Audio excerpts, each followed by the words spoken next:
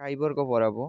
তোমাদের পরিসংখ্যানের জন্য সবার আগে তোমাদের সিলেবাস হচ্ছে তোমরা প্রথম অধ্যায়টা ভালো করে পড়বা, তৃতীয় অধ্যায়, প্রথম অধ্যায়, তৃতীয় অধ্যায় আর সপ্তম অধ্যায়, কালিনশারি, এই তিনটা অধ্যায় সবার আগে ভালো করে পড়বা। এটা সবার জন্য।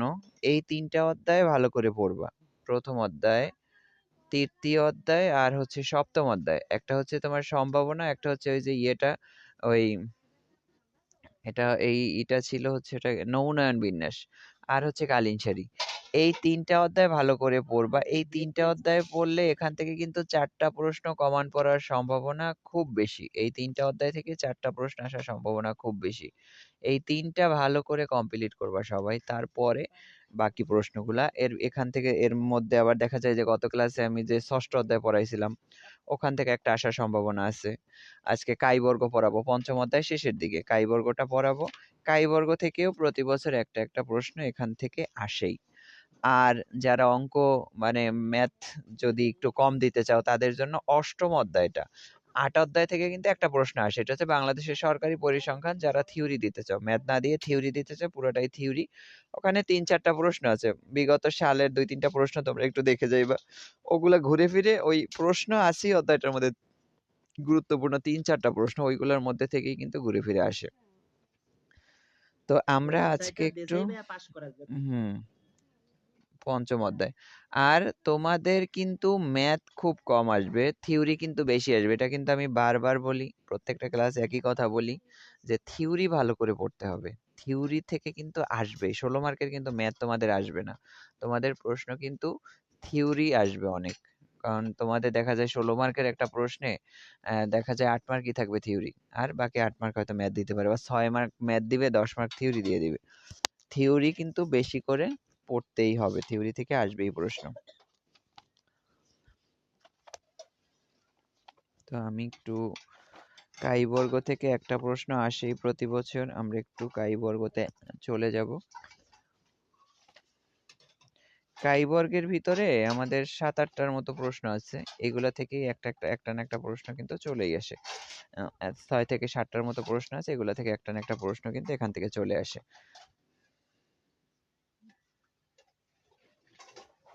কাই বর্গ, তো এই কাই বর্গের ভিতরে 443 পেজে আমার কাছে যে বই দেওয়া আছে, 443 পেজে একটা অঙ্ক দেওয়া আছে। আমি এটি একটু সমাধান করবো। এই একই নিয়মে 3টা অঙ্ক আছে। 443 পেজে দেখা আছে উদাহরণ 16 নাম্বার একটা অঙ্ক দেওয়া আছে। তো 16 নাম্বার অঙ্কটা দেয়া আছে এরকম যে কোনো একটা প্রতিষ্ঠানে অনার্স পাস করা 1000 জন ছাত্রকে নির্বাচন করা হলো। মানে অনার্স পাস করছে এরকম 1000 জন ছাত্রকে নির্বাচন করছে, যাদের মধ্যে প্রথম শ্রেণী পাইছে এত, দ্বিতীয় এত, তৃতীয় এত, ফেল করছে এতজন। মানে এখানে একটা দেয়া আছে, তো ফেলের সংখ্যা এত। এখন এখানে প্রশ্নটা হচ্ছে আমাদের ওই বিশ্ববিদ্যালয়ের ফলাফলের অনুপাত, মানে 1000 জন ছাত্র নির্বাচন করছে তাদের একটা ফলাফল এখানে দেয়া আছে। আর এখানে পুরা বিশ্ববিদ্যালয়ে যতজন স্টুডেন্ট আছে সবার একটা ফলাফলের অনুপাত দেয়া আছে। এখন আমাদের প্রমাণ করতে হবে যে ছাত্রদের ফলাফলের সাথে বিশ্ববিদ্যালয়ের ফলাফলের মিল আছে কিনা সেটা প্রমাণ করো। আর আমাদের এই টেস্টগুলা মানেই হচ্ছে নাস্তি আর বিকল্প অনুমান, 2টা অনুমান আমাদের লাগেই। তো সেটা আমি একটু লিখবো। আমি এখানে একটু মান যেগুলো দেয়া আছে সেটার প্রেক্ষিতে একটা ঘর করি, তারপর আমি বাকিগুলা দেখতেছি। একটা হচ্ছে লিখতে হবে আমার, একটা হচ্ছে আমি যোগ করতে হবে মানগুলা। এটা গেল, আমার এখানে 4টা ঘর লাগবে।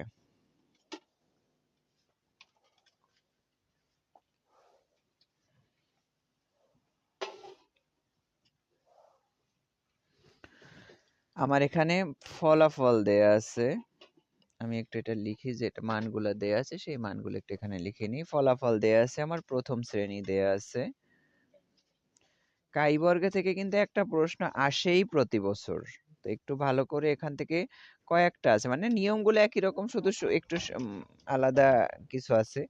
তো এখান থেকে একটা প্রশ্ন আসেই প্রতি বছর, মানে এখানে কয়েকটা প্রশ্ন পড়লে একটা কমন পাওয়া যায়। প্রশ্ন যদি উল্টোপাল্টা হয় তখন তো আসলে কিছু করার নেই। তো আমাদের এখানে দেখো প্রথম শ্রেণী দেয়া আছে, মানে 1000 জন, একটা বিশ্ববিদ্যালয়ে ধরো 20,000 ছাত্র আছে বা 10,000 ছাত্র আছে, সেখান থেকে 1000 ছাত্র নির্বাচন করছে। 1000-এর মধ্যে প্রথম শ্রেণী পাইছে 110 জন, দ্বিতীয় শ্রেণী 420 জন, আর তৃতীয় শ্রেণী 210 জন, আর আমাদের ফেল করছে 260 জন। এইটা হচ্ছে ফলাফল আমাদের। এইটা দেয়া আছে ১,০০০ জন নির্বাচন করছে, তাদের ফলাফলের অনুপাত হচ্ছে এইটা। এটা আমাদের ফলাফল দেয়া আছে। এখন ওই বিশ্ববিদ্যালয়ে যদি ১০,০০০ ছাত্র থাকে, তাদের ফলাফলের একটা অনুপাত দিয়ে দিছে ১:৪:৩:২।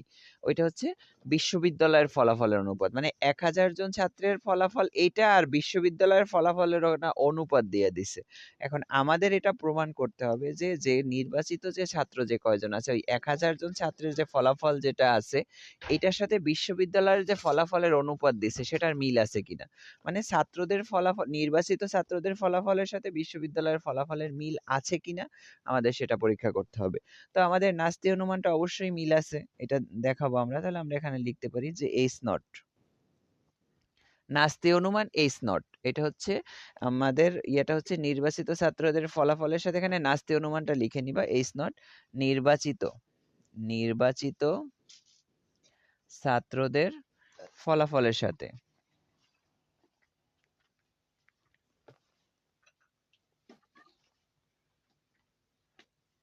বিশ্ববিদ্যালয়ের ফলাফলের মিল আছে, মিল আছে। আর বিকল্প অনুমানটা হচ্ছে এইচ এ, এটা হচ্ছে নির্বাচিত ছাত্রদের ফলাফলের সাথে বিশ্ববিদ্যালয়ের ফলাফলের মিল নেই। আমি সংক্ষেপে লিখে দিলাম, তোমরা পরীক্ষার হলে কিন্তু পুরোটাই লিখে দেবে। একটা হচ্ছে মিল আছে, একটা হচ্ছে মিল নেই। এখন দেখো আমাদের এখানে যেহেতু এটা কাই বর্গের অঙ্ক, কারণ অঙ্কটা দেখে তোমাদের বুঝতে হবে এটা কাই বর্গের অঙ্ক, এরকম অঙ্ক কিন্তু ওইদিকে আর কোথাও নাই। কালীন শাড়িতে আমাদের এরকম বড় ছক দিয়ে ঘর আছে, কিন্তু সেখানে একটা শাল থাকে, এখানে কিন্তু শাল টাল কোনো কিছু দেয়া নেই, তার মানে এটা হচ্ছে ইয়ের অঙ্ক। এটা হচ্ছে আমাদের কাই বর্গের অঙ্ক। তাহলে আমাদের এখানে সূত্র যে অতএব টেস্ট স্ট্যাটিস্টিক হবে, টেস্ট স্ট্যাটিস্টিক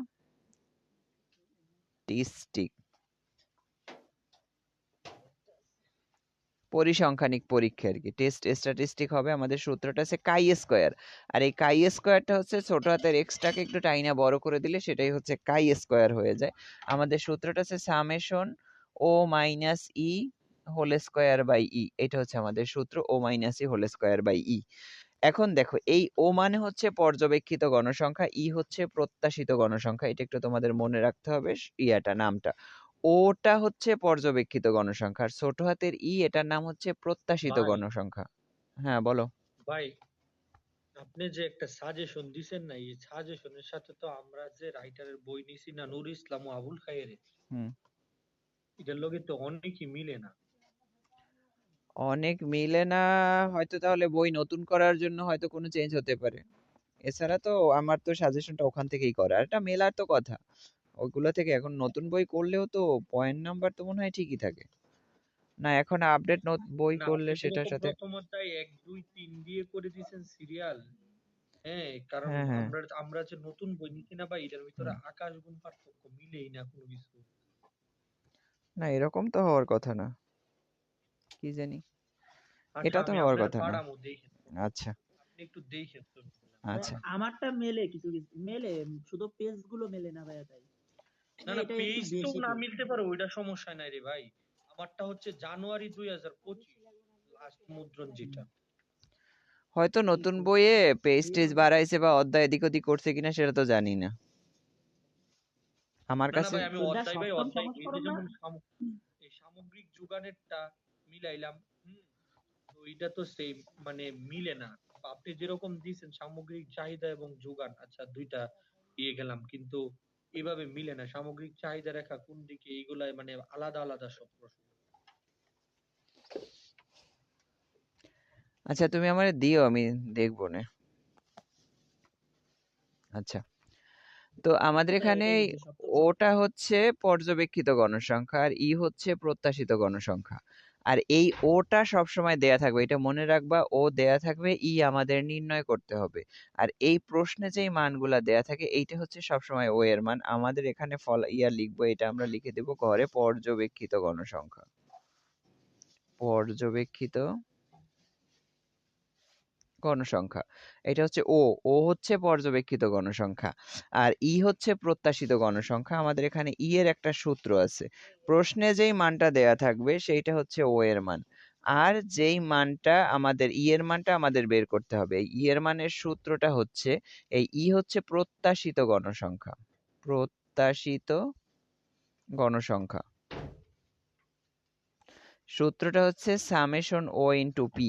এটা হচ্ছে ই এর সূত্র, একদম মুখস্থ করে নিবা। ই এর সূত্র সামেশন ও ইনটু পি আমাদের সব জায়গায় কাজে লাগবে। কাই বর্গের সামনের দিকে যত অঙ্কগুলো করবে এখানে এইটা আমাদের কাজে লাগবে। ওটা সবসময় দেয়া থাকবে প্রশ্নে, যে কিছু তো মান দেয়াই থাকবে, না হলে তার আমরা অঙ্ক করতে পারবো না। প্রশ্নে যেই মানটা দেয়া থাকবে সেটা চোখ বন্ধ করে পর্যবেক্ষিত গণসংখ্যা। আর এই প্রত্যাশিত গণসংখ্যা আমরা নির্ণয় করব সামেশন ও ইনটু পি। আর সামেশন ও মানে হচ্ছে ও এর যোগফল। তাহলে এই ও এর যোগফল, যেহেতু এখানে 1000 জন ছাত্র নির্বাচন করছে, তার মানে এটা আমার 1000ই হবে। এটা হচ্ছে 1000। আর আমার এই পি হচ্ছে সম্ভাবনা। এই সম্ভাবনাটাই আমাদের আলাদা বের করতে হবে। সম্ভাবনা, এই সম্ভাবনাটাই আলাদা। আমাদের যেখানে অঙ্কগুলোর যে পার্থক্য সবগুলাই সম্ভাবনায় পার্থক্য। সম্ভাবনা হচ্ছে পি। এই পিটা হচ্ছে আমাদের এমন কিছু মান দেয়া থাকবে যেখান থেকে আমরা পিটা বের করতেই পারবো, কারণ পি এর মানটা আমাদের বের করার কিছু ওরা কুলু দিয়ে দিবে। আর এখানে যেই কুলুটা দিয়ে দিছে সেটা হচ্ছে ওই যে বিশ্ববিদ্যালয়ের যে অনুপাত দেয়া আছে ওইটাই আমাদের সম্ভাবনা। 1:4:3:2 এটা হচ্ছে সম্ভাবনা। আর এই অনুপাত থেকে সম্ভাবনা বের করার সিস্টেম হচ্ছে আমরা প্রথমে অনুপাতগুলা যোগ করব, তারপরে যেইটা আমার যে ঘরের যেটা, যেমন এখানে দেয়া আছে দেখো 1:4, আমাদের এই যে এটা দেয়া আছে এখানে যে 1:4:3:2, মানে 1 হচ্ছে আমার প্রথম শ্রেণী, 4 হচ্ছে দ্বিতীয় শ্রেণী, 3 হচ্ছে তৃতীয় শ্রেণী, আর 2 হচ্ছে আমার ফেল। যেহেতু এখানে এইভাবেই সাজানো আছে, প্রথমে দেয়া প্রথম, দ্বিতীয়, তৃতীয়, তারপর ফেল দেয়া আছে, তার মানে এটাও সিরিয়ালে ওইভাবেই যাবে। যদি এখানে তোমার ফেল আগে দেওয়া থাকতো, তৃতীয় আগে, তারপর দ্বিতীয়, এরকম সিরিয়ালে দেয়া থাকলে অনুপাতটা আমাদের ওইভাবেই যেত। তাহলে আমরা এই সম্ভাবনাটা বের করব। আগে হচ্ছে অনুপাতগুলো যোগ করব, 4টা দেয়া আছে, 4টা যোগ করে যেটার সাথে যেটা সেটা দিয়ে ভাগ। মানে প্রথম শ্রেণী 1 আছে, তার মানে 1/10। 4 আছে এখানে দ্বিতীয় শ্রেণী, তাহলে 4/10 হবে আমার সম্ভাবনা। তাহলে এটার সম্ভাবনা হচ্ছে 1/10, কারণ 4টা যোগ করলে হয় 10, আর প্রথম শ্রেণী হচ্ছে 1, আর এটা হবে 4/10, আর এটা হচ্ছে 3/10, আর এটা হচ্ছে 2/10। এই আমার সম্ভাবনা বের করা শেষ। এখন এই সম্ভাবনা থেকে আমরা কি করব, এই যে সামেশন ও এর সাথে এই পিটা গুণ করো। এটার সাথে এটা কিন্তু গুণ না, এর সূত্র কিন্তু সামেশন ও ইনটু পি। এই সামেশন ও এর সাথে প্রত্যেকটা পি গুণ। তো এই 1000 এর সাথে 1/10 কে গুণ দাও, তাহলে আমার এখানে হবে কত, 100। এইটাকে করো, এইটাকে এইটা দ্বারা ভাগ দিয়ে এটা দ্বারা গুণ, মানে এটা যেভাবে করা দরকার। 100 এটা একসাথে যদি গুণ দিয়ে দেই তাহলে হয় এটা হবে কত, 400, এটা হবে 300, এটা হবে 200। তো এই হচ্ছে আমার, আমি এটা পেয়ে গেলাম, আমার প্রত্যাশিত গণসংখ্যা আমি পেয়ে গেলাম। পর্যবেক্ষিত গণসংখ্যা দেয়া আছে, প্রত্যাশিত গণসংখ্যা আমরা পেয়ে গেলাম। এখন এইটা আমাদের মূল সূত্র, কিন্তু এইটা অনুযায়ী কিন্তু আমরা সব বের করতেছি। ও এর মান লাগতেছে, ও বের করে দেয়া আছে, নিয়ে নিলাম। ই এর মান লাগতেছে, ইটা আমরা বের করে নিলাম। এখন এইটা বের করতে হবে এইটা, তাহলে আমরা এখানে আরেকটা ঘোর করে একসাথে ও মাইনাস ই হোল স্কয়ার করে দেই। ও মাইনাস ই হোল স্কয়ারটা একসাথে করে দেই। তাহলে ও আর ই মাইনাস করে হোল স্কয়ার করতে হবে। তাহলে 110 থেকে 100 মাইনাস করলে থাকে কত, 10 থাকে। তাহলে 10 এর উপর স্কয়ার করলে 10 10 100 গেল। এটা 420 থেকে যদি 400 মাইনাস করি তাহলে থাকে কত, 20। 20 এর উপর স্কয়ার করলে 20 20 কত, 400। তারপর 210 দেখো, এখানে 210, এখানে আছে 300, তার মানে এখানে কিন্তু -90। 210 থেকে 300 বাদ দিলে -90 থাকে। এই -90 এর উপরে যখন আমরা স্কয়ার করব, মাইনাসে মাইনাসে কিন্তু প্লাস হয়ে যাবে। আর 90 এর উপর স্কয়ার করলে 9 9 81, 8100 হবে এটা। আর এটা হচ্ছে 260 থেকে আমি যদি 200 বাদ দিই তাহলে এখান থেকে 60, 60 এর উপর স্কয়ার করলে 6 6 36, 3600। কুত্তার বাচ্চারা শিবরাত্রি ব্রতের দিন আমরা পরীক্ষা হলে এই তো। তো এই হচ্ছে আমার, আমি O minus E whole square পেয়ে গেলাম। এখন আমার এখানে লাগবে O minus E whole square by E, O minus E whole square by E. এখন এই ও মাইনাস ই হোল স্কয়ারকে ই দ্বারা ভাগ দাও, এটাকে এটা দ্বারা ভাগ, আগে এটা পরে কিন্তু এটা। তাহলে 100 কে 100 দ্বারা ভাগ দিলে এটা থাকে 1। 400 কে যদি 400 দ্বারা ভাগ দিই এটাও হয় আমার 1। এখানে আছে 8100 কে যদি ইয়া দ্বারা ভাগ দেই, 300 দ্বারা ভাগ দেই, তাহলে এটা হবে কত, 381, 3 27, 27, এটা হবে 27। 200 দ্বারা 3600 কে ভাগ, 3600 2, তাহলে 1818, এটা হয় 18। এখন এইটা এখানে যোগ করে দাও, তাহলে এখানে হবে summation O minus E whole square by E, এটা আমি পেয়ে গেলাম। এখন আমার এখানে এটা যোগ করে দাও, কত হয়, 20 আর 27 47 47 আমি 47 আবার এটা হচ্ছে কাই স্কয়ারের নির্ণীত মান এটাই হচ্ছে আমার কাই স্কয়ারের নির্ণীত মান ক্যালকুলেট মান নির্ণীত মান হচ্ছে 47 আমার কাই স্কয়ারের নির্ণীত মান আমি পেয়ে গেলাম 47 এখন আমার এখানে কাজ হচ্ছে তোমার প্রত্যেকটা পরীক্ষার জন্য আমাদের একটা লাগে হচ্ছে নির্ণীত মান আর একটা লাগে তাত্ত্বিক মান দুইটা মান কিন্তু আমাদের লাগে একটা হচ্ছে ক্যালকুলেট ভ্যালু আর একটা হচ্ছে ক্রিটিক্যাল ভ্যালু এই দুইটা আমাদের লাগবে তো এই দুইটার জন্য আমরা নির্ণীত মানটা পেয়ে গেলাম এখন আমাদের তাত্ত্বিক মানটা 4 থেকে বের করতে হবে কারণ এই যে টেস্ট জাতীয় যতগুলো আছে আমরা গত ক্লাসে যে অ্যানোভা টেবিলের যে অঙ্কগুলো এফ টেস্ট করছিলাম এই কাই বর্গের জন্য টি টেস্টের জন্য জেড টেস্টের জন্য আমাদের টেস্টগুলা মানেই হচ্ছে এই দুইটা আমাদের অপশন থাকবে এখানে নাস্তি আর বিকল্প অনুমান থাকবে আর এই দুইটার মধ্যে যে কোনো একটা সিদ্ধান্ত আমার গ্রহণীয় হবে এখন এই সিদ্ধান্ত গ্রহণীয় করতে হলে আমাদের কি করতে হবে দুইটা মান লাগবে একটা হচ্ছে নির্ণীত মান আর একটা লাগবে তাত্ত্বিক মান নির্ণীত মানটা সবসময় সূত্র থেকে আসবে যেই মানগুলা বইয়ে দেয়া থাকবে যেটার মাধ্যমে আমাদের কাজগুলা করতে হবে সেটার মাধ্যমে যখন যেই সূত্র টি টেস্টের আলাদা সূত্র আছে জেড টেস্টের আলাদা সূত্র কাই বর্গের আলাদা সূত্র দিয়ে ছক-টক করে আমরা যেই মানটা বের করলাম এটার নাম নির্ণীত মান এই নির্ণীত মানটা বের করার পরে আমাদের আরেকটা লাগবে তাত্ত্বিক মান সেটা হচ্ছে পিছনে যে টেবিল আছে তোমাদের বইয়ের পিছনে যে টেবিল আছে সেই টেবিল থেকে একটা মান বের করতে হবে তারপর এই দুইটা মানের উপরে তুলনা করে কিভাবে তুলনা করতে হয় সেটাও আমি তোমাদের শিখাইছি আবারও দেখাই দিব আজকে তো এই টেবিল মান বের করার জন্য আমাদের একটা লাগবে এখানে গুরুত্বের স্তর বা যথার্থতার স্তর তাৎপর্যের স্তর সেটা একটা লাগবে এখন এই গুরুত্বের স্তরটা বইয়ে দেয়া থাকে ম্যাক্সিমাম টাইমই এটা দেয়া থাকে ওরা হচ্ছে প্রশ্নে দিয়েই দিবে যে এত% যথার্থতার মাত্রায় যেখানে লেখা আছে যথার্থতার মাত্রায় পরীক্ষা করো যথার্থতার স্তরে পরীক্ষা করো তাৎপর্যতার স্তরে পরীক্ষা করো গুরুত্বের স্তরে পরীক্ষা করো এগুলো কিন্তু সব একই কথা জাস্ট পার্সেন্ট যেটা দেয়া থাকবে সেটা আলফার মান সেই আলফা যে কোনো নাম থাকতে পারে তা আমরা এখানে লিখতে পারি যে এখানে বা দেয়া আছে যে এখানে যথার্থতার মাত্রা দেয়া আছে যথার্থতার মাত্রা এটা হচ্ছে আলফা ইকুয়াল 1% এটা দেয়া আছে প্রশ্নে যদি 1% না দেয়া থাকলে আর একটা মানে 1% আর 5% এই দুইটাই দেয়া থাকে তো এই 5% আর এই 1% আর 5% এর কাহিনীটা হচ্ছে এরকম ধরো আমরা যে মানগুলা বের করলাম এটার মাধ্যমে আমরা একটা সিদ্ধান্ত নিব সেই সিদ্ধান্তটা হয়তো দেখা যায় আমরা যে মানগুলা বের করলাম আমরা কিছু নমুনা পরীক্ষা করলাম নমুনার সাথে মোট ফলাফলের মিল নাও থাকতে পারে যেমন এক পাতিল ভাতের কথাই যদি বলো ধরো ভাত একটা টিপ দিলে আমি দেখলাম ভাতটা হয়ে গেছে এর ভিতরে অনেকগুলা ভাত আছে যেগুলো কিন্তু এখনো হয় নাই মানে এরকমও হতে পারে কখনো দেখা যায় সবসময় কিন্তু নমুনার মাধ্যমে আমাদের পরীক্ষাটা এক্সাক্ট হয়ও না তো এই 1% আর 5% দিয়ে এটা বোঝায় যে হয়তো ভুল হলে 1% হতে পারে আবার ভুল হলে 5% ভুল হতে পারে এরকম একটা বিষয় আর কি তো এই যথার্থতার মাত্রা 1% আর 5% এই দুইটাই দেয়া থাকে যদি প্রশ্নে কোনোটা না দেয়া থাকে তোমরা 5% ধরে নিবা তখন এখানে লিখবা যে ধরি আলফা ইকুয়াল 5% তাহলে 1% তাহলে এটা আমরা ভাঙাইলে হবে 0.01% ভাঙাইলে 0.01 এখন এটা আরেকটা লাগবে স্বাধীনতার মাত্রা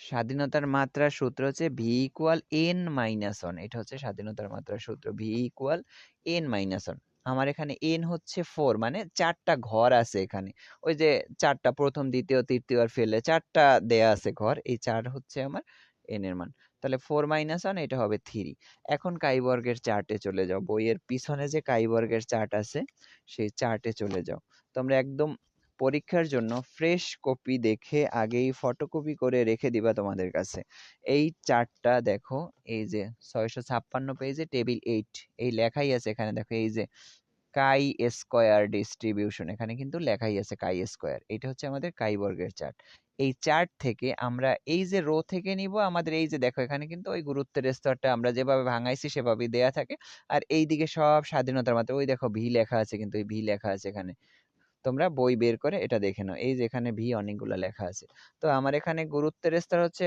0.01 আর এটা হচ্ছে 3 দুইটা মিলাইয়া দাও এই যে দেখো এই যে 0.01 এই হচ্ছে 0.01 আর এই হচ্ছে আমার 3 এই দুইটা যদি আমরা মিলাই দিই তাহলে কত 11.345, তাহলে আমরা এটা 35 লিখতে পারি, 11.35 লিখতে পারি, 11.35। তাহলে আমি এখন লিখব যে অতএব কাই স্কয়ারের তাত্ত্বিক মান ইকুয়াল 11.345 আছে, আমরা এটাকে 35 করে দিতে পারি, 35, 11.35 হচ্ছে আমার তাত্ত্বিক মান। এখন আমরা চলে যাব সিদ্ধান্তটা হচ্ছে আমরা চার্ট থেকে চিত্র দিয়ে ব্যাখ্যাটা দেব। আর তোমাদের একটা টেকনিক তো আমি শিখিয়ে দিছি কিভাবে তোমরা সিদ্ধান্তটা দিবা, সেই টেকনিক ফলো করে তোমরা যদি সিদ্ধান্তটা দিতে পারো তাহলে তোমাদের সিদ্ধান্তে আর কোনোদিন ভুল হবে না, যদি এটা তোমরা ঠিকভাবে দিতে পারো। তাহলে আমার দুইটা মান, এটা তো বড় ছোট অনুযায়ী সাজাইতে হবে, কারণ এখান থেকে শুরু করে যত এই দিকে যাব তত আমার বড় মান বসবে আস্তে আস্তে, যত পিছনের দিকে যাব তত ছোট মান, সামনে যত যাব তত বড় মান।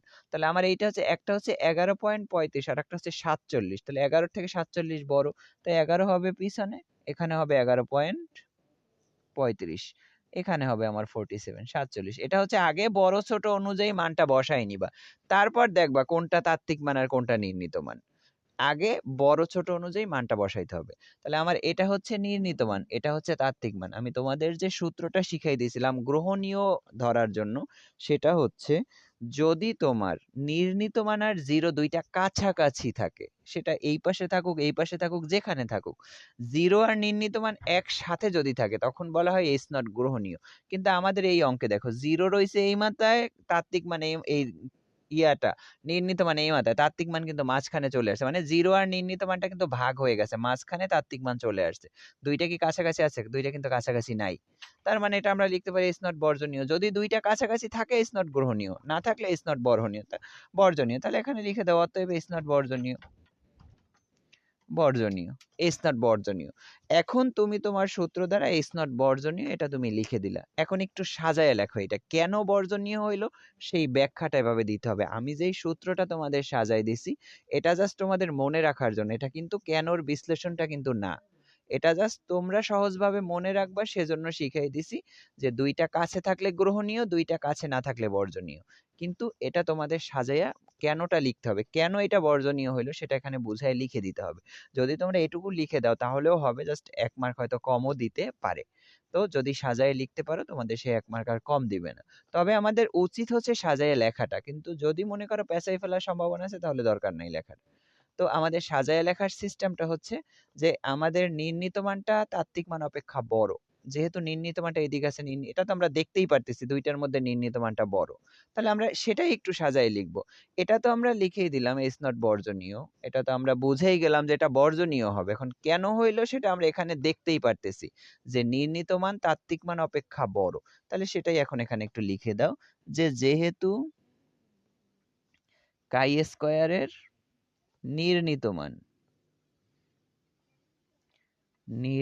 মান হচ্ছে 47, উহার তাত্ত্বিক মান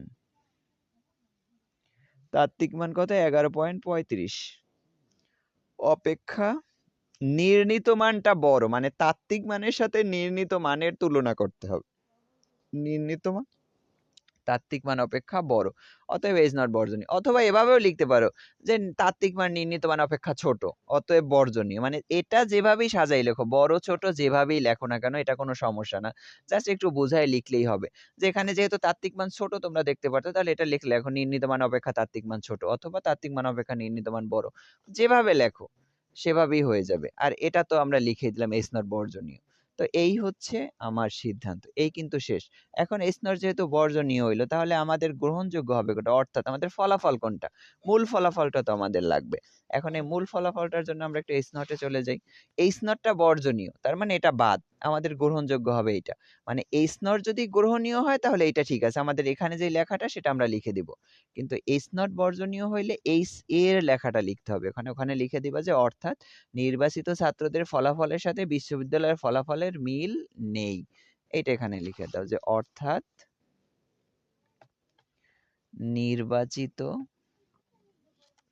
ছাত্রদের ফলাফলের সাথে বিশ্ববিদ্যালয়ের ফলাফলের মিল নেই। এই অ্যান্সার শেষ। এই হচ্ছে অ্যান্সার। ধাপ কিন্তু আহামরি কঠিন না, তোমাদের জাস্ট একটু ধাপে ধাপে মনে রাখতে হবে কি কি লাগতেছে আমাদের, কোনটার পর কি আসতেছে, এটা একটু মনে রাখতে হবে। এই হচ্ছে আমাদের কাইবর্গের, মানে এটা কাইবর্গের মূল থিম। হয়তো আমাদের যে এক একটা অঙ্ক হচ্ছে এক এক জায়গায় যাওয়ার পর এই সম্ভাবনাটা এক এক জায়গায় এক এক রকম হয়, কারণ সবগুলো অঙ্কের সম্ভাবনাটা একরকম হয় না, এক একটা এক এক রকম। যেমন এইটা এইটা গেল এরকম, এটা কিন্তু ইম্পর্টেন্ট একটা অঙ্ক, আসার মতো, কিন্তু এটা একটা অঙ্ক আসতে পারে। তো এইটার সাথে রিলেটেড আমাদের আরো কিছু প্রশ্ন আছে। এর ভিতর একটা হচ্ছে 15 নাম্বার উদাহরণ, 432 পেজে 15 নাম্বার উদাহরণটাও কিন্তু সেম এটার মতোই, একই টাইপের। এটা যে কোনো দ্রব্যের একটি সপ্তাহের বিভিন্ন দিনের চাহিদা দেয়া আছে, মানে এক সপ্তাহের যে শনি থেকে শুক্রবার পর্যন্ত প্রত্যেক দিনের একটা চাহিদা দেয়া আছে। আমাদের এখানে এটা প্রমাণ করতে হবে যে ওই দ্রব্যের চাহিদা থাকতে সপ্তাহের বিভিন্ন দিনের চাহিদা নির্ভরশীল কিনা। একটা হচ্ছে নির্ভরশীল নয়, আর একটা হচ্ছে নির্ভরশীল, মানে দুইটা যদি সমান হয় তখন নির্ভরশীল নয়। তো আমাদের এখানে দেখো এটা আমরা লিখে দিলাম, এখানে তো যে দিনের নামগুলো দেয়া আছে, এখানে আমাদের পর্যবেক্ষিত গণসংখ্যা যে মানগুলো দেয়া আছে সপ্তাহের চাহিদা, আর এই সম্ভাবনা প্রত্যেকটা কিন্তু 1/7। তার কারণ হচ্ছে এখানে কিন্তু সম্ভাবনা কোনো কিছু দেয় নাই। আগের অঙ্কটায় কিন্তু একটা ইয়া দিয়ে দিয়েছিল, অনুপাত দিয়ে দিয়েছিল, সেটা থেকে আমরা সম্ভাবনাটা বের করছি। কিন্তু এখানে কিন্তু সম্ভাবনার কোনো কিচ্ছু দেয় নাই, তাও আমরা সম্ভাবনাটা বের করতে পারবো। তার কারণ হচ্ছে আমরা জানি সপ্তাহের 7 দিন, সম্ভাবনা বের করার জন্য 7 দিনের মধ্যে শনিবার একদিনই আছে, এই জন্য কিন্তু 1/7। আবার এখানে কিন্তু রবিবার একদিনই আছে, এই জন্য কিন্তু 1/7। এখানে ধরো মান, এখানে এই যে 7 দিন যদি না দিয়ে, ধরো আমাদের সপ্তাহে 7 দিনের মধ্যে 4 দিনের মান দিছে, 4 দিন দিয়ে আমাদের অঙ্কটা করতে বলছে, তাও কিন্তু এটা 1/7ই হইতো। কারণ একটা সপ্তাহে 7 দিন, এটা আমরা সবাই জানি, সপ্তাহে 7 দিনের মধ্যে শনিবার একদিনই আছে, এটা কিন্তু তখন 1/7ই হইতো। 4টা মান দেয়া আছে দেখে কিন্তু 1/4 হইতো না তখন, এটা কিন্তু 1/7ই হইতো। কারণ আমাদের এটা আমরা জানি যে 7 দিনের মধ্যে শনিবার একদিন, রবিবার একদিন, এই জন্য দেখো প্রত্যেকটা কিন্তু 1/7 দেয়া আছে, প্রত্যেকটাই কিন্তু 1/7।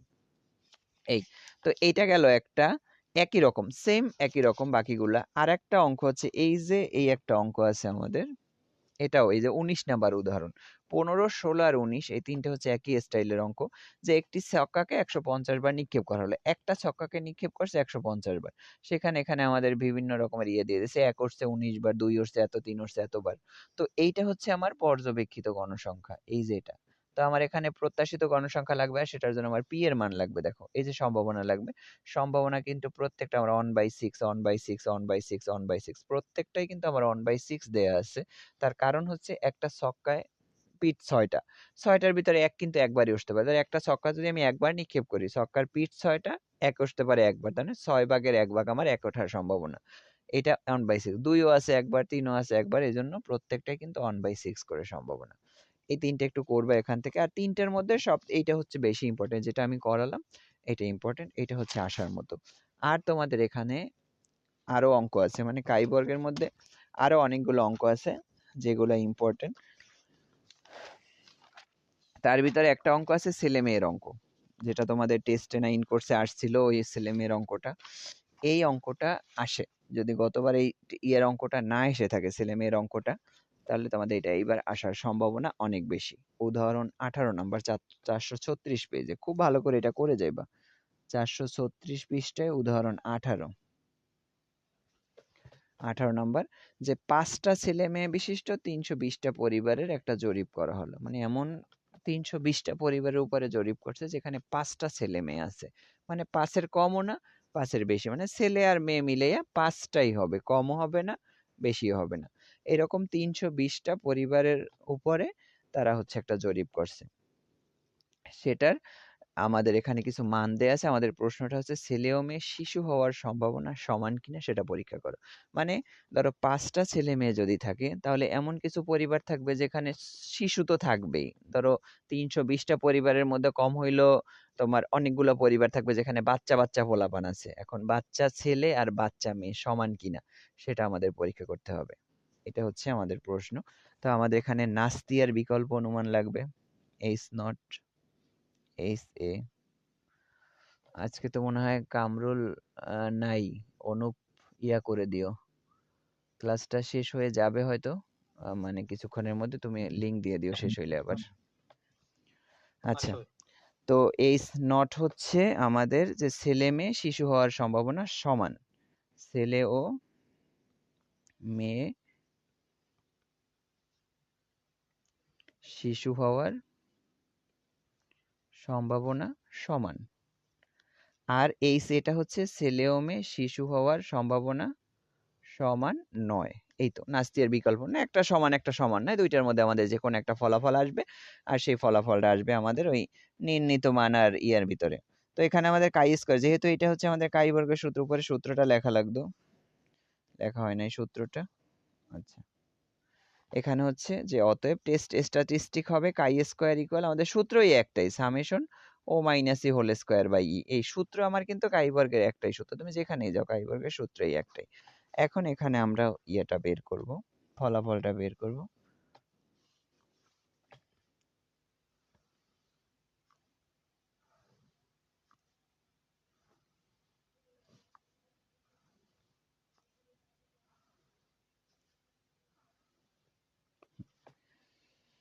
আটটা ঘর লাগবে, মোর উপর নিচ মিলে আমার এখানে আটটা ঘর লাগবে, 6টা ঘর লাগবে, উপরে একটা নাম লিখবো, নিচে একটা যোগ করব, মোট আমার এখানে 8টা ঘর লাগতেছে। আর এদিকে আমাদের যতগুলো লাগে আমরা সেই অনুপাতে একটা একটা করে নিব। এখন আমার এখানে দেখো ছেলে আর মেয়ের সংখ্যা দুইটা দেয়া আছে, আমাদের এখানে যে কোনো একটা নিলেই হবে। এখানে হয় ছেলের সংখ্যা নাও, না হলে মেয়ের সংখ্যা নাও, যে কোনো একটা নিয়ে অঙ্কটা করলেই হবে। ছেলের সংখ্যাটা আমরা নেই, মেয়ের সংখ্যাটা নিয়েও করা যাবে। ছেলের সংখ্যাটা হচ্ছে, ছেলে আছে 5টা, 4টা, 3টা, 2টা, একটা আর একটা হচ্ছে শূন্যটা। মানে এখানে আমরা ছেলের সংখ্যাটা নিলাম কেন, দেখো মেয়ের সংখ্যাটা আমাদের এখানে লাগতেছে না। তার কারণ মেয়ের সংখ্যাটা যদি ওরা মাঝখানে নাও দিত, তারপরে মেয়ের সংখ্যাটা আমাদের দরকার হইতো না। তার কারণ হচ্ছে আমরা যেহেতু 5টা ছেলে মেয়ে নিয়ে একটা জরিপ হয়েছে, যেখানে 5টা ছেলে আছে ওই পরিবারে তো অবশ্যই কোনো মেয়ে নাই, এটা তো স্বাভাবিক। আবার যেই পরিবারে 4টা ছেলে আছে সেখানে একটা মেয়ে, যেহেতু 5টা ছেলে মেয়ে নিয়ে গবেষণা, 4টা ছেলে থাকলে একটা মেয়ে আছে, 3টা ছেলে থাকলে 2টা মেয়ে। আবার তোমার মেয়ে ছেলে যদি একটাও না থাকে তাহলে ওই পরিবারে অবশ্যই 5টা মেয়ে আছে। তার মানে ছেলের সংখ্যাটা দিলে তো আমরা মেয়ের সংখ্যাটা এমনিই বুঝতে পারি, ওটা তো আর আলাদা করে দেওয়ার প্রয়োজন হয় না।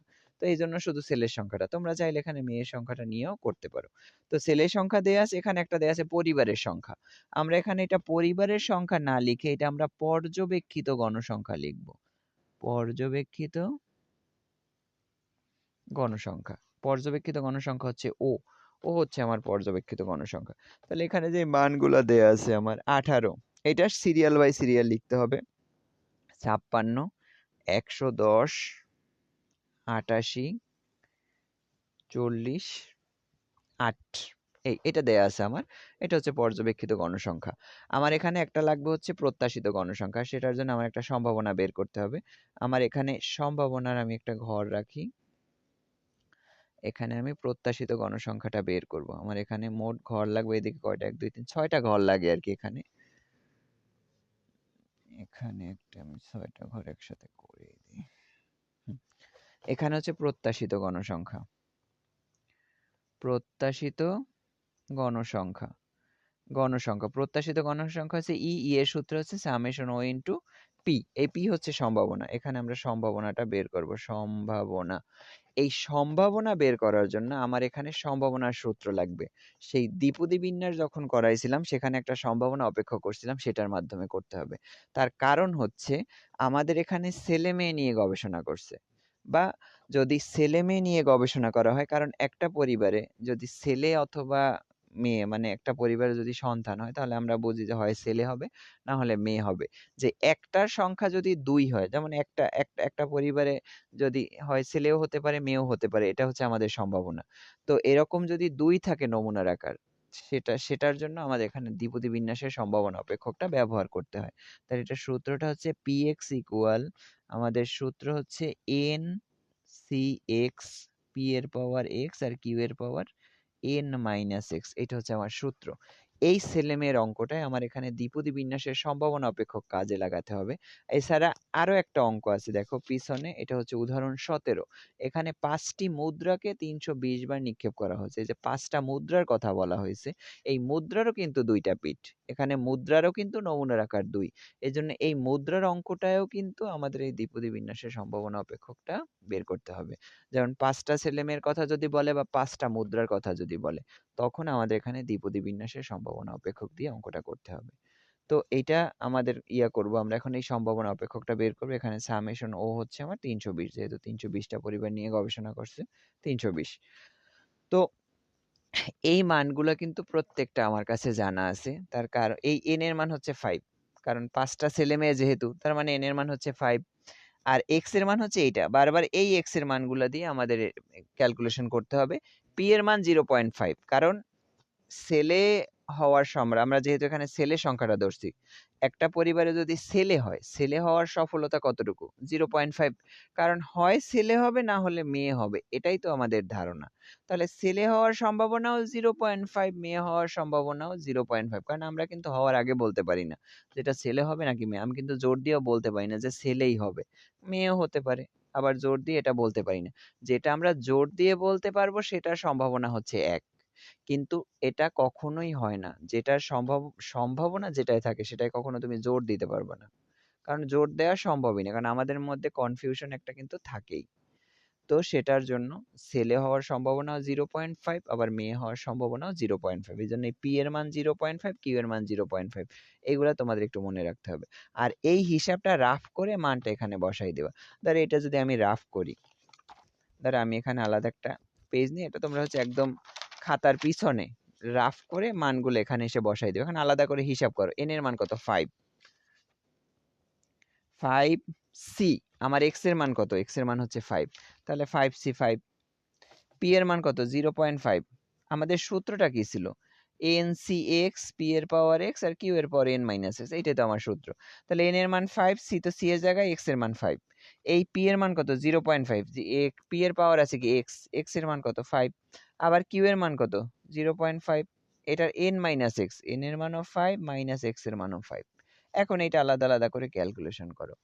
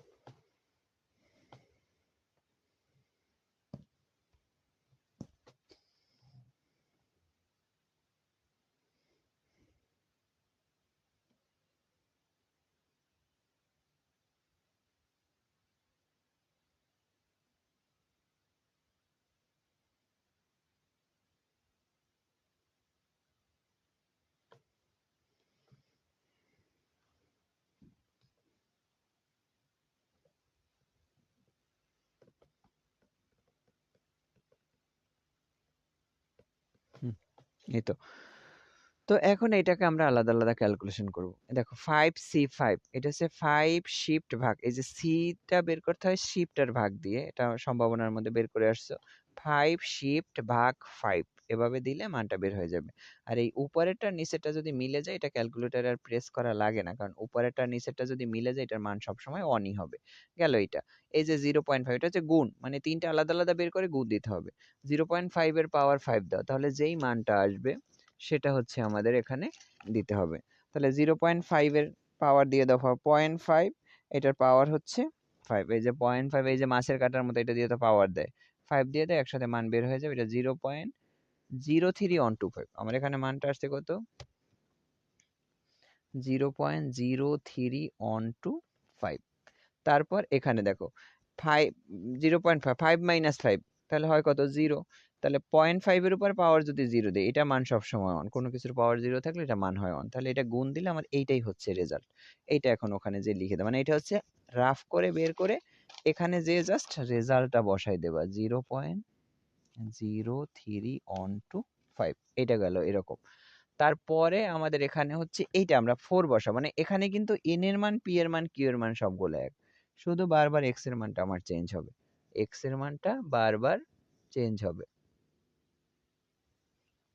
তো n এর মান p এর মান q এর মানটা হচ্ছে এক হবে শুধু বারবার x এর মানটা চেঞ্জ হবে x এর মান হচ্ছে 4 তো এখন আমরা এখানে করব যে 5c4 x এর মান 4 p এর মান তো সেম যা আছে তাই হবে পাওয়ার হচ্ছে 5 q এর মানও সেম যা আছে তাই হবে পাওয়ার হবে 4 5 না x এর মান হচ্ছে 4 q এর মান যা আছে তাই হবে 5 মাইনাস 4 n এর মান 5 x এর মান 4 এটাও ক্যালকুলেশন করো তাহলে এখানে 5 শিফট ভাগ 4 দাও তাহলে এটা আমাদের এখানে মান বের হয়ে যাবে 5 শিফট ভাগ 4 ওই দেখো শিফট আর ভাগ দাও না আমার এখানে কিন্তু সি চলে আসছে তাহলে আমার এখানে মানটা হচ্ছে কত 5 এটা বের হয়েছে 5 0.5 এর পাওয়ার দাও 4 0.5 পাওয়ার 4 এটা দিলে মান আসবে কত 0 গুণ 0.0625 ইনটু দেখো এখানে 5 থেকে 4 মাইনাস করলে থাকে অন 0.5 এর পাওয়ার অন দেওয়া মানে হচ্ছে 0.5 এখন এই সবগুলো গুণ করো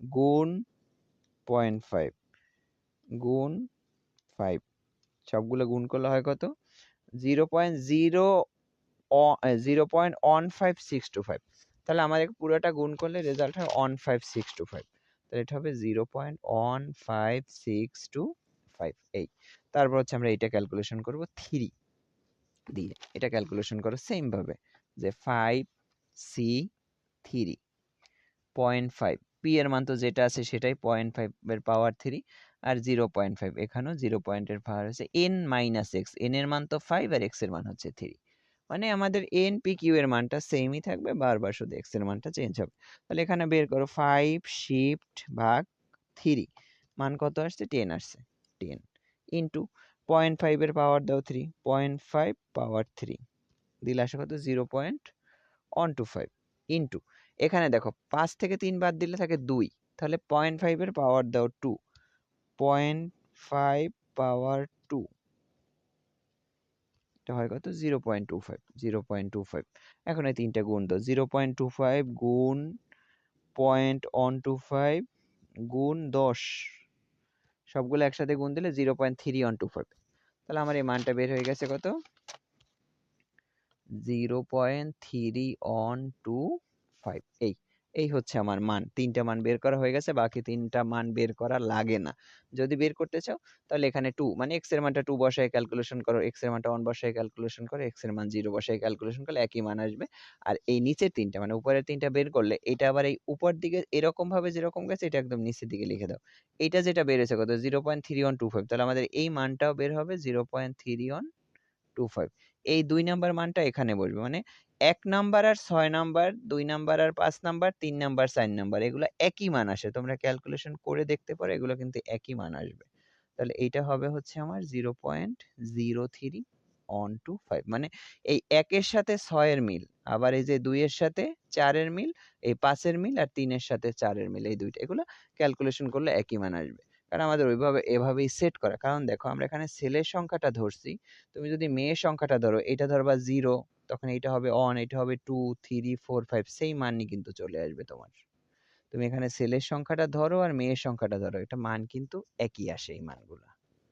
তো এই হচ্ছে আমার পি এর মান বের করা শেষ। এখন গুণ দিয়ে দাও সামেশন ও ইন্টু পি, এখন তার কোনো কাজ নাই, সামেশন ও ইন্টু পি করে দাও। 320 দিয়ে যদি এটাকে গুণ দাও 0.03125, এটাকে গুণ দাও 320 দিয়ে, তাহলে এই মানটা হয়ে যাবে কত আমার, এখান দিয়ে আছে এটা হবে 10, এটা হইলো কত 50, এটা 100, আবার এটা তো সেম, এটা হবে 100 50 10। এই তো, এটা মাত্র আমরা ই এর মান বের করলাম, এখনো কিন্তু কাজ রয়ে গেছে, মাত্র আমরা ও আর ই এর মানটা বের করছিলাম, আমাদের মূল সূত্র কিন্তু এখনো রয়ে গেছে।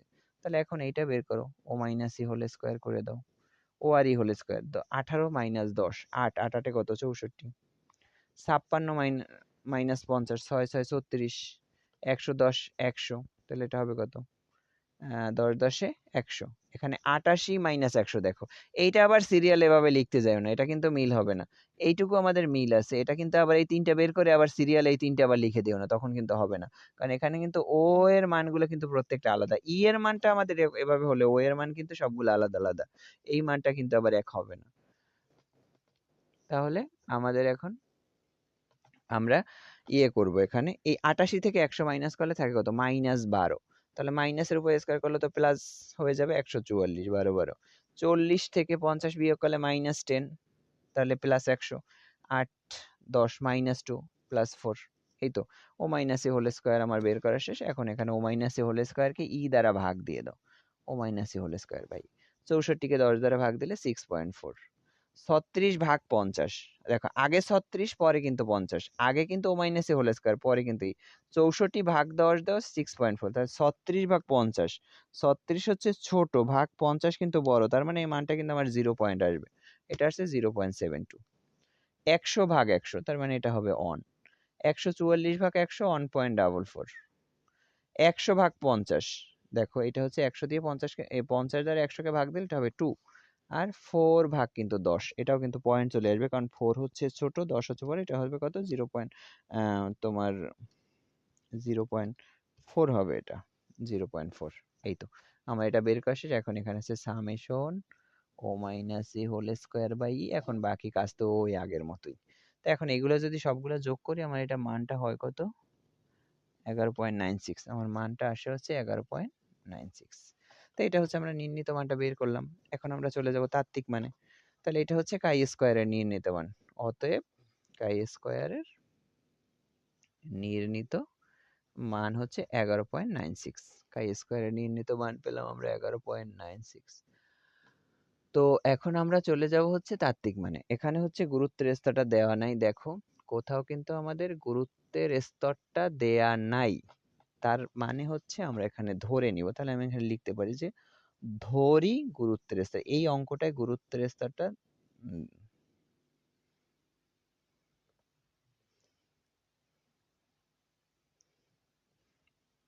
গুরুত্বের স্তরটা হচ্ছে আলফা ইকুয়াল 5% ধরে নিব, তাহলে এটা হচ্ছে 0.05, আর একটা হচ্ছে স্বাধীনতার মাত্রা, স্বাধীনতার মাত্রা, এই স্বাধীনতার মাত্রা আমাদের ভি এর সূত্রটা হচ্ছে n-1।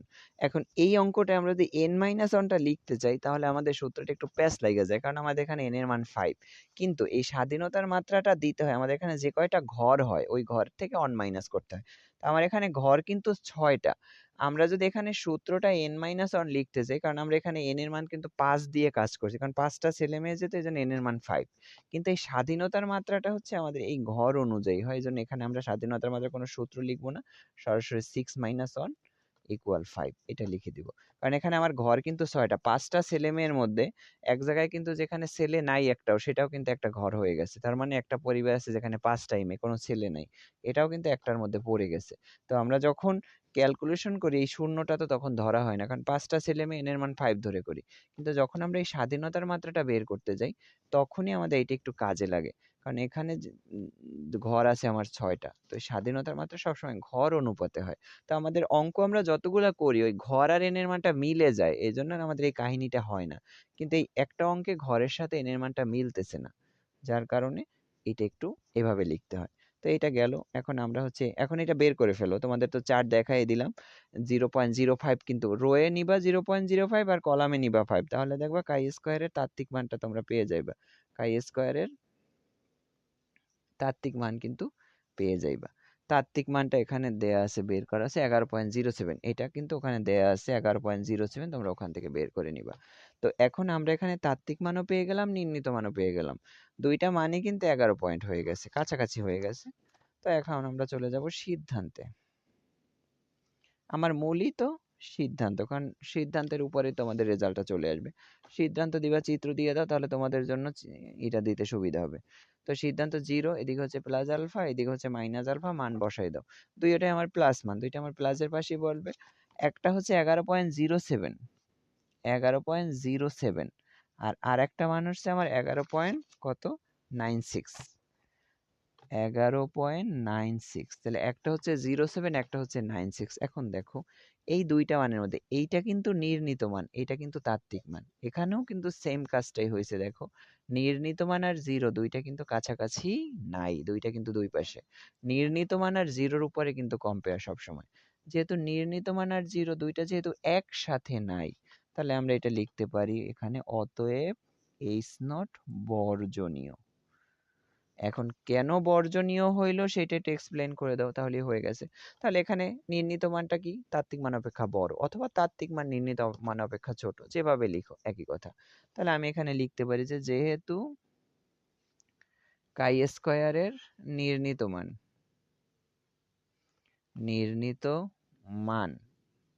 11.96, উহার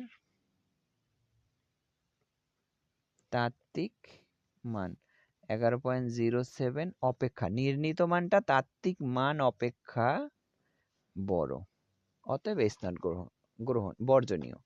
S0 বর্জনীয়, অর্থাৎ S0 বর্জনীয় মানে তো S গ্রহণীয়।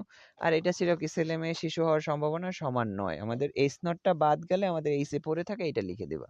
তাহলে ছেলে মেয়ে শিশু হওয়ার সম্ভাবনা সমান নয়, এই কিন্তু আমার অ্যান্সার। এই তো এই হচ্ছে আমার কাই বর্গের অঙ্কগুলো। এখানে আমাদের বিশেষ করে এই অঙ্কটা খুবই ইম্পর্টেন্ট। গতবার আসছে কিনা আমার ঠিক খেয়াল নাই। যদি গতবার এই অঙ্কটা না আসে এখান থেকে, তোমাদের এটা আসার সম্ভাবনা কিন্তু অনেক বেশি।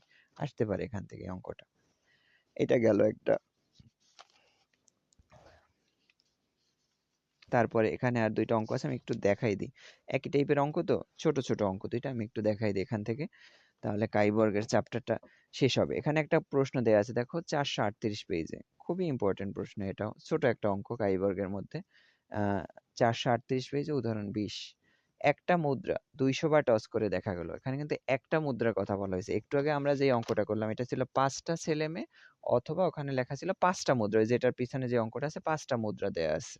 তো 5টা যদি দেয়, ভাইয়া হ্যাঁ ভাই এইরকমেরই একটা প্রশ্ন আছে, এক জোড়া ছক্কা 360 বার নিক্ষেপ করা হলো, মানে এটা থিওরি অনুযায়ী অনেক লেখা লাগে। দেখেন এরকম একটা প্রশ্ন আছে, হ্যাঁ এটা দেখাবো, আমি আসতেছি। এটা বাই- হ্যাঁ হ্যাঁ এটাও আমি এটা 22 আসতেছি। সালে হয়েছিল, এটা আসার মতো। এটাও দেখাবো। এই যে অঙ্কটা আমি এখন বলতেছি, এইটার ওইটা একই টাইপের অঙ্ক। তো এখানে দেয়া আছে একটা মুদ্রা 200 বার টস করে দেখা গেল, 115 বার আসছে হেড আর 85 বার আসছে টেল। একটা মুদ্রার কথা বলা হয়েছে। আর আমাদের যখন আমরা এই সম্ভাবনাটা আমরা যখন এভাবে বের করছিলাম, সেটা ওখানে 5টা ছেলে, ওই যে 5টা ছেলে মেয়ে বা 5টা মুদ্রা, সেটাও কিন্তু এভাবে বের করতে হবে। তো এখানে একটা মুদ্রার কথা যেহেতু বলা হয়েছে, তাহলে এটা আমাদের একটু অন্যভাবে করতে হবে। আর এখানে নমুনার আকার দেয়া আছে দুইটা, দেখো একটা মুদ্রা নিক্ষেপ করছে, মানে 115 বার আসছে হেড আর 85 বার আসছে টেল, মানে দুইটা ঘর আমার হবে এখানে। তো এই দুইটা ঘর টাইপের যেগুলো আছে, এগুলোর নাম হচ্ছে ইয়েট সংশোধনী বলা হয়। শুধু সূত্রে আমাদের একটু চেঞ্জ আছে, বাকিগুলা একই টাইপের। আমাদের অঙ্কটা হচ্ছে এরকম, যে প্রশ্নটা হচ্ছে একটা মুদ্রা টস করে এতবার করা হলো, তো হাইপোথিসিসটি যাচাই করো মুদ্রাটি নিরপেক্ষ কিনা। এটা দিয়ে দিছে 5%, 1% দুইটাই দিয়ে দিছে, দুইটা থেকে মুদ্রাটি নিরপেক্ষ কিনা পরীক্ষা করেন। জাস্ট একটু তোমাদের প্রথমটুকু সাজাই দিব, সিদ্ধান্তটা তোমরাই পড়বা। তাহলে আমার এখানে ঘরটা আমি একটু যাই আগে, ঘরে দেখাই, তারপর উপরের লেখাটা আমরা লিখবো না, নাস্তি আর বিকল্প অনুমানটা আমরা ওখানে লিখে নিব না।